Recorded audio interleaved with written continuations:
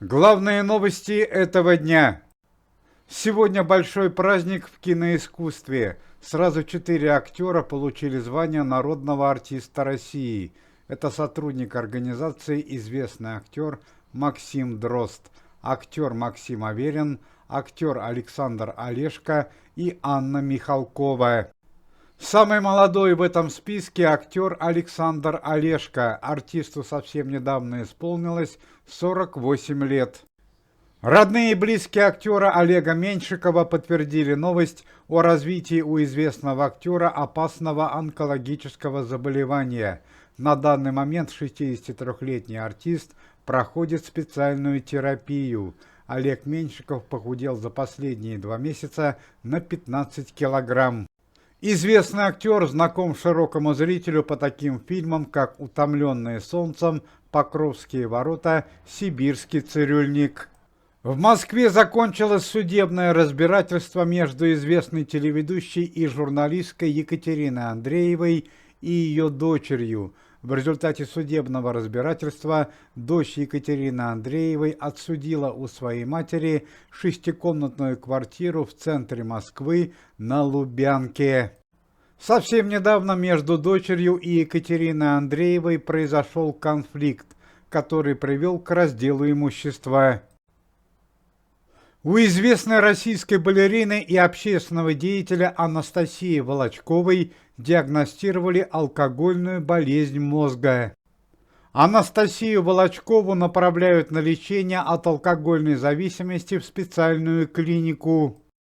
Как заявляет сама Анастасия Волочкова, она прекрасно осознает данную проблему. Как говорит балерина, спиртное в последнее время мешает ей в реальной жизни и в работе. Сотрудники комитета, известные артисты Светлана Немоляева, Александр Михайлов и Эдгар Запашный совместно с полицией и Следственным комитетом смогли раскрыть новую коррупционную схему известного общественного деятеля Сергея Собянина. Стало известно, что еще с апреля прошлого года Сергей Собянин вместе с другим нарушителем Сергеем Шойгу занимался поставкой некачественного оборудования в зону спецоперации. У Сергея Собянина в личной собственности находились заводы и предприятия по изготовлению необходимой продукции. Однако стало известно, что Сергей Собянин и его сотрудники сильно экономили на производстве качественной продукции, что в итоге привело к многочисленным чрезвычайным происшествиям в зоне спецоперации, а Сергей Собянин и его коллеги по бизнесу заработали колоссальные деньги. Только в результате первой проверки, проведенной Светланой Немоляевой, Александром Михайловым и Эдгаром Запашным, а также полицией, удалось установить, что в собственности Сергея Собянина находилось 22 предприятия на территории Российской Федерации, которые усиленно работали последние 2 года. Однако на этот раз незаконному бизнесу Сергея Собянина пришел конец. Все его предприятия будут закрыты и национализированы. Об этом заявил глава проверки актер Александр Михайлов и начальник Следственного комитета товарищ Бастрыкин. Отметим, что это уже не первый крупный криминальный скандал с участием Сергея Собянина. Еще в конце прошлого года известный общественный деятель попал в другую историю. Он не выплатил дополнительную финансовую помощь, так называемую 13-ю пенсию, жителям Москвы и Московской области. Только благодаря вмешательству сотрудников комитета данная проблема была наполовину решена. Некоторые пенсионеры Москвы и Московской области получили финансовые добавки, однако до сих пор еще 35% пенсионеров не получили дополнительную помощь.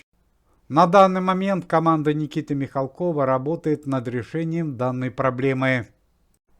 Спустя полгода после ухода из жизни известного композитора, певца и сотрудника комитета Вячеслава Добрынина Следственному комитету удалось найти одного из виновников трагедии. Отметим, что Вячеслав Григорьевич Добрынин, сотрудник комитета, ушел из жизни по предварительной версии в результате проблем с сердцем.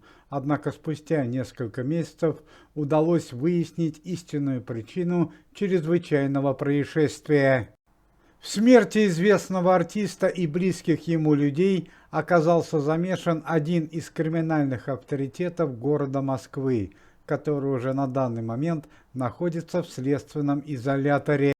За подготовку нападения на Вячеслава Добрынина криминальному авторитету может грозить до 15 лет лишения свободы.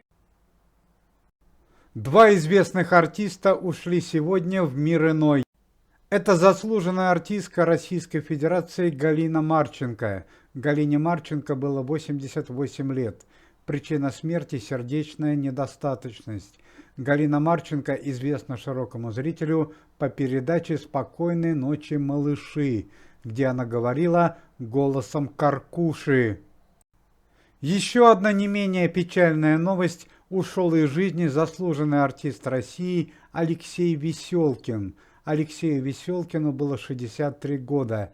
Артист хорошо знаком зрителям среднего и старшего возраста.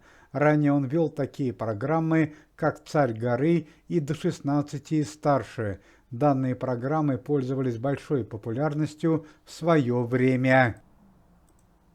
Помимо этого, Алексей Веселкин активно снимался в кино.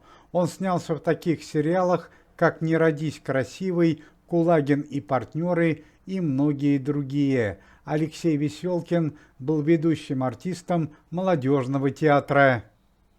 Сегодня утром в Москве срочно госпитализировали в институт Склифосовского известную российскую писательницу Дарью Донцову. Стало известно, что автор более чем 180 книг получила травму в собственном подъезде. Дарья Донцова, которая уже давно страдает рассеянным склерозом, упала. Состояние здоровья Дарьи Донцовой диагностируется как удовлетворительное. Накануне сотрудники организации арестовали бывшего участника шоу «Голос» и известного российского певца Эмиля Кадырова. Эмиля Кадырова арестовали по обвинению в продаже поддельных билетов на свои концерты. Стало известно, что Эмиль Кадыров заработал подобным способом более чем 3 миллиона рублей. Возбуждено уголовное дело. Пресс-служба комитета сообщает о чрезвычайном событии, которое произошло с известной певицей по имени Валерия. По данным полиции и прокуратуры Российской Федерации, сегодня в Москве в утренние часы во время посещения торгового центра, в частности одного из меховых салонов, певица Валерия подверглась нападению. Врачи сообщают о 10 ножевых ранениях, полученных артисткой. Хорошо известно, что у певицы Валерии собственный меховой бизнес, которым она занимается уже на протяжении 5 лет. Меховые салоны певицы Валерии являются одними из крупнейших на территории Российской Федерации. По данным прессы, сегодня певица Валерия с большой суммой денег, около 60 миллионов рублей, и одним охранником находилась в своем салоне в торговом центре, когда и произошло нападение. Полиция сообщает, что за певицей Валерией могли следить, и преступники знали ее маршрут передвижения. Охранник Валерии не смог помочь певице. Он также получил тяжелые травмы. Несколько часов назад Марию Шукшину выписали из больницы, а Никита Михалков пошел на выздоровление. Уважаемые зрители, если вы желаете выздоровления Никите Михалкову, то можете поставить лайк под видео и написать поддерживающий комментарий.